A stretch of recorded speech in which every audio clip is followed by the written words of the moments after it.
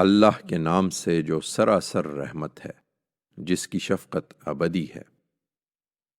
زمین اور آسمانوں کی ہر چیز اللہ کی تسبیح کرتی ہے، بادشاہی اسی کی ہے، وہی سزاوار شکر ہے، اور وہ ہر چیز پر قدرت رکھتا ہے۔ وہی ہے جس نے تمہیں پیدا کیا، پھر تم میں سے کوئی کافر ہے اور کوئی مومن، اور جو کچھ تم کرتے ہو اللہ اسے دیکھ رہا ہے۔ زمین اور آسمانوں کو اس نے برحق پیدا کیا ہے، اور تمہاری صورتیں بنائی تو نہایت اچھی صورتیں بنائی ہیں، اور آخر کار اسی کی طرف پلٹنا ہے۔ وہ زمین اور آسمانوں کی ہر چیز کو جانتا ہے۔ وہ جانتا ہے جو تم چھپاتے اور جو کچھ ظاہر کرتے ہو، اور اللہ سینوں کے بھید تک جانتا ہے۔ تمہیں ان لوگوں کے حالات نہیں پہنچے جنہوں نے اس سے پہلے ان حقائق کا انکار کیا تو اپنے کیے کا وبال اسی دنیا میں چکھ لیا، اور آگے ان کے لیے ایک دردناک عذاب ہے۔ یہ اس لیے ہوا کہ ان کے رسول ان کے پاس کھلی نشانیوں کے ساتھ آتے رہے، مگر انہوں نے کہا کیا انسان ہماری رہنمائی کریں گے؟ اس طرح انہوں نے ماننے سے انکار کر دیا اور منہ پھیر لیا، اور اس کے نتیجے میں اللہ بھی اپنی سنت کے مطابق ان سے بے پرواہ ہو گیا، اور اللہ تو ہر چیز سے بے نیاز اور اپنی ذات میں آپ محمود ہے۔ تمہارے ان منکروں نے بھی بڑے دعوے سے کہا ہے کہ وہ مرنے کے بعد ہرگز نہ اٹھائے جائیں گے۔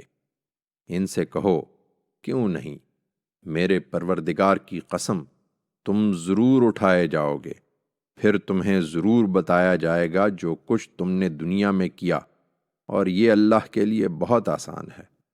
اس لیے اللہ اور اس کے رسول پر ایمان لاؤ، اور اس نور پر جو ہم نے نازل کیا ہے، اور خبردار ہو جاؤ کہ جو کچھ تم کرتے ہو اللہ اس سے باخبر ہے۔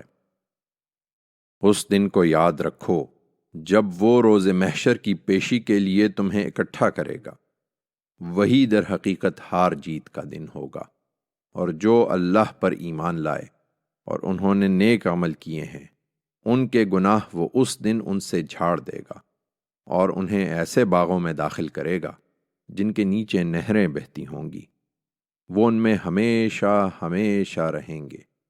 بڑی کامیابی یہی ہے۔ اور جنہوں نے کفر کیا اور ہماری آیتوں کو جھٹلا دیا وہ دوزخ کے لوگ ہوں گے، اس میں ہمیشہ رہیں گے، اور وہ بڑا ہی برا ٹھکانہ ہے۔ ذرا کوئی مصیبت آتی ہے تو ایمان والو ان کے زیر اثر تم اپنے آپ کو شبہات میں مبتلا کر لیتے ہو۔ یاد رکھو کہ جو مصیبت بھی آتی ہے اللہ کے اذن سے آتی ہے، اور جو اللہ کو مانتے ہیں اس طرح کے موقعوں پر اللہ ان کے دل کی رہنمائی فرماتا ہے، اور اللہ ہر چیز کا جاننے والا ہے۔ اس حقیقت کو سمجھو اور اللہ کی اطاعت کرو اور اس کے رسول کی اطاعت کرو۔ پھر اگر منہ موڑتے ہو تو ہمارے پیغمبر پر تو یہی ذمہ داری ہے کہ صاف صاف پہنچا دے۔